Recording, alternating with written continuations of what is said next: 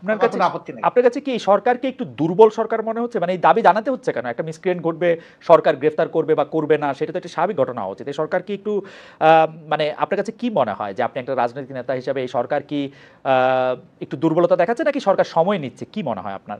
টাঙ্গাইলে না আপনার না না জনসভায় না। আপনার বক্তব্য হুম। চলাকালেই কর্মীরা স্লোগান দিয়েছে, তুমি কে, আমি কে, রাজাকার, রাজাকার। ভবিষ্যতে বাংলাদেশের চেহারাটা কেমন হবে সেটি হয়তো জামায়াতে ইসলামী ঠিক করে দিতে চাচ্ছে বা ঠিক করছে। আপনার কাছেও কি সেরকম মনে হয় যে আপনারা যে রাজাকার বিষয়ক শেখ হাসিনা একটি বক্তব্য কেন্দ্র করে ছাত্র আন্দোলনের মোড় ঘুরে গিয়েছে, এটি অনেক বিশ্লেষকই বলছেন। আমাদের মাত্র 2 মাসের মতো সময় হয়েছে, আরও যদি সময় পরে সেটির আমরা একটা নিশ্চয়ই তাত্ত্বিক একটি পটভূমি পাবো। তিনি পালিয়ে যেতে বাধ্য হয়েছেন। সম্প্রতি আমরা দেখেছি যে বৈষম্য বিরোধী যারা ছাত্র আন্দোলনের সমন্বয়ক রয়েছেন তারা বলছেন স্বৈরাচার শেখ হাসিনার বক্তব্যের প্রতিবাদে তারা নিজেদের রাজাকার বলেছিলেন। সেখানে তারা বলেছিলেন কে বলেছে স্বৈরাচার, কিন্তু রাজাকার বিষয়টি তারা ধারণ করতে চান না। কিন্তু আমরা দেখেছি যে জামায়াত ইসলামের বিভিন্ন সমাবেশে আমরা রাজাকার স্লোগান পাচ্ছি। এ থেকে আপনারা আসলে কি বার্তা দিতে চান? আমি আরো স্পেসিফিকলি বলি, সম্প্রতি টাঙ্গাইলে না আপনার না না জনসভায় না। আপনার বক্তব্য হুম। চলাকালেই কর্মীরা স্লোগান দিয়েছে, তুমি কে, আমি কে, রাজাকার, রাজাকার। আমি এটা শুনি নাই, আমি ছিলাম। আমি শুনি নাই, আপনি শুনে থাকলে আপনাকে ধন্যবাদ। আমরা এখানে আমার বক্তব্য একদম পরিষ্কার। জি। একদম পরিষ্কার, দেখেন, রাজাকার যদি গালি হয়ে থাকে তাহলে এটা আওয়ামী লীগের মানে ক্রেডিটে পড়বে। রাজাকার যদি এটা বুলি হয়ে থাকে তাও আওয়ামী লীগ সৌভাগ্যবান। আওয়ামী লীগেরই মিনিস্টার আকম মুজাম্মল হক সাহেব, হুম, মুক্তিযোদ্ধা বিষয়ক মিনিস্টার, তিনি একটা তালিকা করেছেন রাজাকারের। সেখানে সবচেয়ে কোন দলের পাতে বেশি পড়েছিল? হুম, আপনি তো সচেতন সাংবাদিক, আপনি রাইট। আমাকে একটু বলে সাহায্য করেন।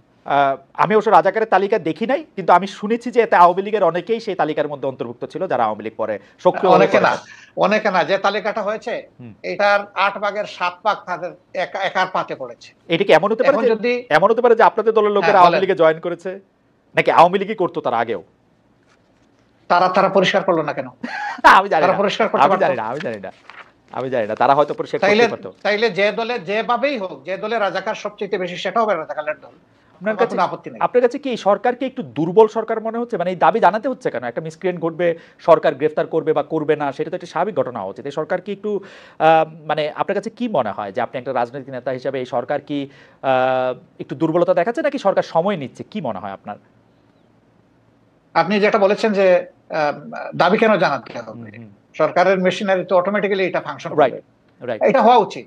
কিন্তু দাবিকেই প্রথম, আগে নির্বাচিত বা পলিটিক্যাল গভর্নমেন্ট যারা ছিলেন তাদের কাছে বিভিন্ন দায় দাবি মানুষ উত্থাপন করে না এই সমস্ত হুম, বিষয়, হুম। তাহলে এটাকে আমি আলাদাভাবে দেখবো কেন?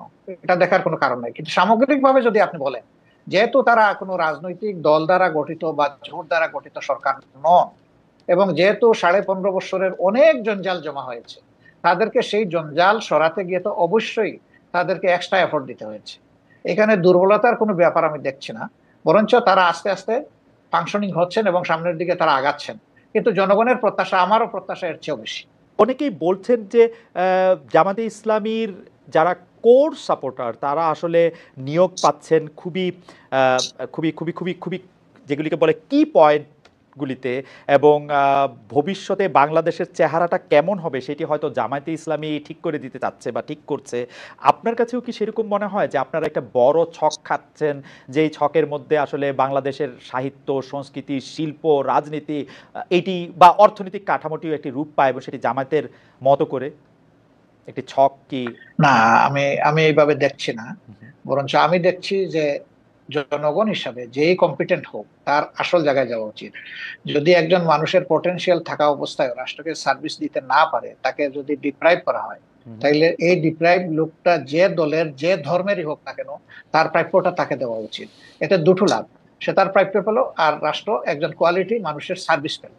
এই দিক থেকে যদি একই দল থেকে মানে কোয়ালিটি কোয়ালিফাই করে, সে ফর এক্সাম্পল মনে করেন যে গণ অধিকার পরিষদ, হুম, তাদের দল থেকেও যদি কোয়ালিফাইড মানুষ চলে আসে, আমার এখানে তো আপত্তি থাকার কথা না। হুম।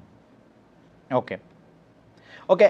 এইটা একদম শেষ প্রশ্ন করি ডক্টর শফিকুর রহমান, সেটা হচ্ছে জামায়াতের নির্বাচনী স্ট্র্যাটেজি নিয়ে নিশ্চয় আপনারা ভাবছেন। এটা নিশ্চয় অনেকখানি গোপনও রয়েছে, এই মুহূর্তে হয়তো আপনারা রিভিলও করবেন না, কিন্তু আমি আপনার কাছে শুধু জানতে চাই যে জামায়াত কি এইবার জোটবদ্ধভাবে নির্বাচন করবে, একক নির্বাচন করবে? জামায়াত যদি এককভাবে নির্বাচন করে তাহলে জামায়াত কি চাইবে যে বিএনপির পাশাপাশি একটি তৃতীয় দল যারা আবার একটু এনটি বিএনপি তারা থাকুক, তারা একটু মারামারি করুক, তাতে একটু ভোটের সুবিধা হোক, এই তৃতীয় দল হিসেবে জামায়াত কি চাইবে তাহলে আওয়ামী লীগ নির্বাচনে আসুক?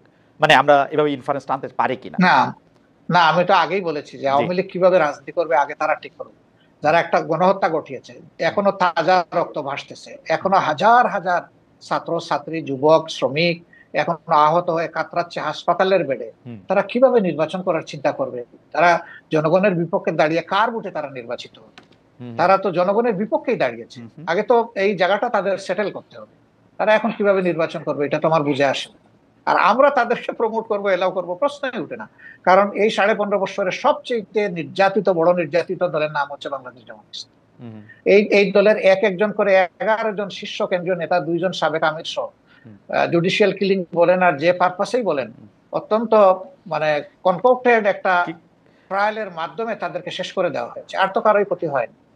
কিন্তু 2 জামাত নম্বর ইসলামের হচ্ছে আমাদের সবগুলা অফিস ছিল সিলগালা করা। কিন্তু 3 জামাত নম্বর হচ্ছে যে আমরাই একমাত্র সৌভাগ্যবান বা দুর্ভাগ্যবান দল যাদের উপর ঝাল মিটাইতে গিয়ে আমাদের নেতাকর্মীদের বাড়ি বোল্ডোজার দিয়ে ভাঙা হয়েছে। এটা কিন্তু আর কারো বাড়িতে যায়নি। 4 নম্বর হচ্ছে যে এই আন্দোলনের সবচেয়ে ওয়ার্স্ট ভিকটিম আমরা, যে শেষ মুহূর্তে এসে 1 তারিখ আগস্টের 1 তারিখ আমাদেরকে নিষিদ্ধই ঘোষণা করে দিল।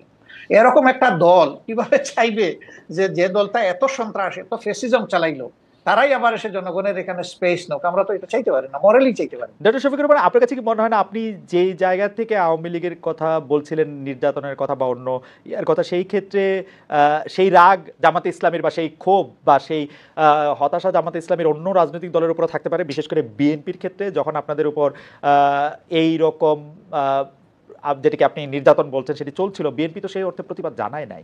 আপনাদের কি রাগ বিএনপির উপর আছে তাহলে একটু? না, আমাদের কোনো রাগ নাই, প্রত্যাশা ছিল। সব আচ্ছা, প্রত্যাশা সবসময় পূরণ হয় না, এই জন্য মাইন্ড করতে নাই। আচ্ছা, আচ্ছা, আর আপনি রাজনীতি অনেক বড় পরিসরের বিষয়। আচ্ছা। পারিবারিক, ব্যক্তিগত অথবা আপনার পেশাগত জীবনেও আপনার সব প্রত্যাশা চাইলেই আপনার পূরণ হবে না। এই জন্য অনেক সময় ধৈর্য ধরার প্রয়োজন। আর এই ক্ষেত্রে মন যত বড় করা যাবে ততই লাভ, লস নাই। ডক্টর শফিকুর রহমান, আপনাকে অনেক ধন্যবাদ। অনেক দর্শক